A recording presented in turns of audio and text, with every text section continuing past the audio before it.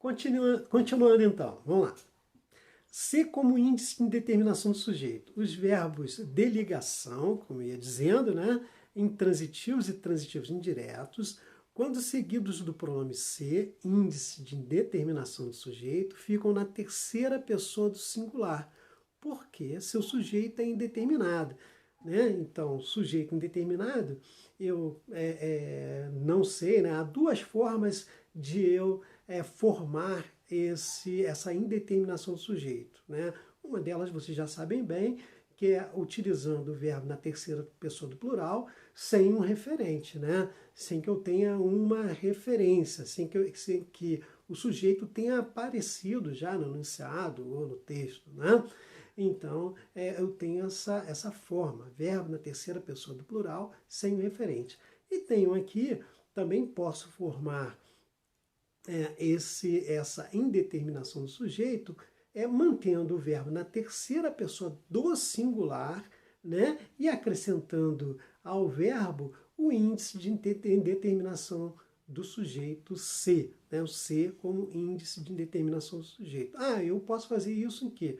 Nos verbos transitivos indiretos, nos verbos intransitivos e também nos verbos de ligação, tá certo?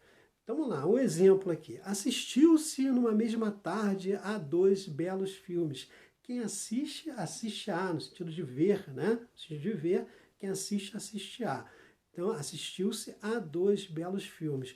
Opa, eu não sei, né? Quem assistiu, tá? O sujeito está indeterminado, né? Assistiu-se a dois belos filmes. Então, o verbo tem obrigatoriamente, nos casos de indeterminação do sujeito, de permanecer na terceira pessoa do singular. Assistiu-se a dois belos filmes, assistiu-se a vários filmes, né? Necessita-se de empregados, né? Necessita-se de empregado, necessita-se de empregados. Então, independente do número de empregados que eu necessito, né? Que a pessoa necessita, que eu não sei quem está indeterminado, né? O verbo permanece na terceira pessoa do singular com acréscimo da partícula C, tá certo? Por exemplo, com verbo de ligação, tem algum exemplo? Tem, ó, por exemplo, era-se mais feliz antigamente. Era-se mais feliz antigamente. Ó, o verbo ser aí como sendo utilizado para a indeterminação do sujeito, tá certo? Vamos seguindo. Os verbos impessoais. Com os verbos impessoais, aqui nós já até sabemos de verbos impessoais, a oração é uma oração sem sujeito, né? Sujeito inexistente. Então, quando isso ocorre, o verbo permanece na terceira pessoa do singular. Então, lá, trovejou 2 noites seguidas, mas não choveu. Veja que o verbo trovejar e o verbo chover, né, eles são a informação e são o tema ao mesmo tempo. Né? Trovejou, choveu. O verbo haver no sentido de existir. Verbo haver, isso é uma cantilena, né? Verbo haver no sentido de existir é impessoal. Por que a gente bate muito nisso aí? Porque há muita gente boa, né? Muita gente boa que ainda insiste em fazer a concordância, né? Verbo haver no sentido de existir.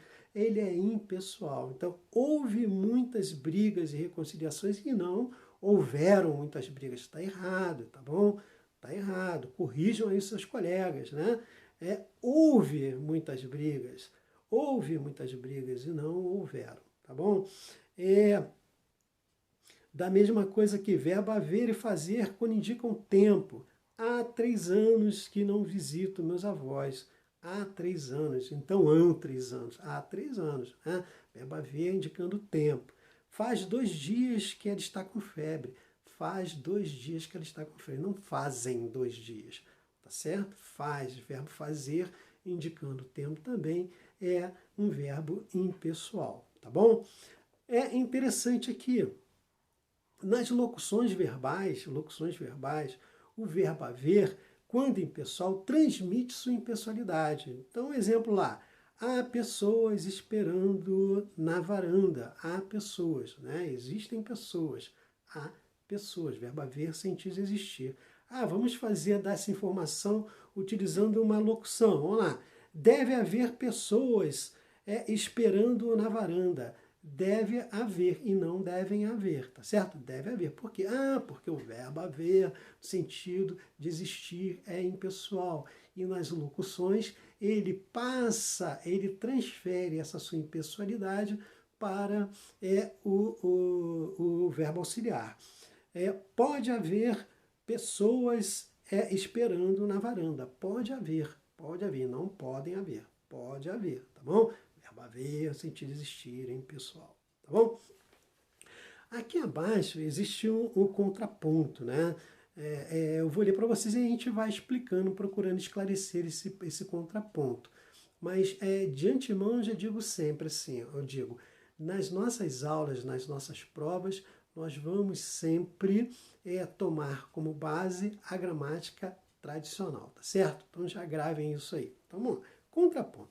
As gramáticas normativas da língua portuguesa são unânimes ao recomendar a concordância no plural do verbo em frases como alugam-se casas. Alugam-se casas, né? Vamos lá. Isso aí essa frase está na voz passiva, né? Na voz passiva. Casas são alugadas. Alugam-se casas. Vendem-se apartamentos. Apartamentos são vendidos. Então, a gramática tradicional diz que, nesses casos em que eu tenho a partícula ser aí ligada a um verbo transitivo direto, então eu vou ter sempre que fazer a concordância. Sempre que fazer a concordância. É isso que diz a gramática normativa. Por quê? Porque nós estamos trabalhando com a voz passiva. Por entenderem que se trata de voz passiva sintética, no qual o verbo deve concordar com o sujeito. Então, na voz passiva sintética, o verbo sempre tem que concordar com o sujeito. Essa tem sido também a posição adotada em exames de seleção e exames vestibulares e nas nossas AES e tal, nossas provas, vamos utilizar esse critério também. Apesar disso, há linguistas que discordam desse ponto de vista, alegando que a forma aluga-se casas deveria ser aceita. Então, há linguistas que acham que dá para fazer a indeterminação do sujeito com um verbo transitivo direto. Há linguistas. Vou dizer, nós vamos adotar a forma tradicional. Tá legal? Sempre, sempre, sempre. Então, gente, nós vamos ficar por aqui, tá? Concordância verbal é um assunto muito interessante, é um assunto que a gente tem que aperfeiçoar bastante, porque isso diz respeito à nossa coesão textual, tá? Isso diz respeito à nossa harmonia, a harmonia do nosso texto. A gente tem que estar afiado quanto a isso aí. E sem falar, né, na linguagem oral, né, no dia a dia, que faz toda a diferença.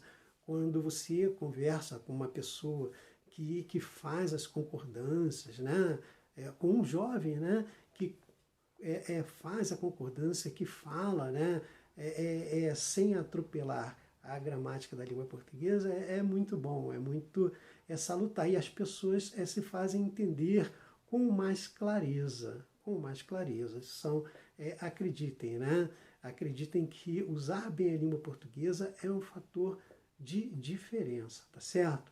Você mostra quem você é, você mostra que você é uma pessoa bem formada, você mostra que você está se dedicando aos estudos, tá bom? Com isso, as pessoas te dão mais ouvido, tá? É muito importante, né? Há pessoas que dizem, não, que nada, o importante é se comunicar. Vai atrás disso não. O importante é se comunicar sim, se comunicar é sempre muito importante, mas se comunicar bem, utilizando, fazendo bom uso da língua portuguesa, né, é muito importante, tá certo? Valeu, gente. Nos encontramos aí, então no próximo vídeo. Valeu, bons estudos. Qualquer coisa, estamos lá no Fórum de Dúvidas. Aguardo vocês.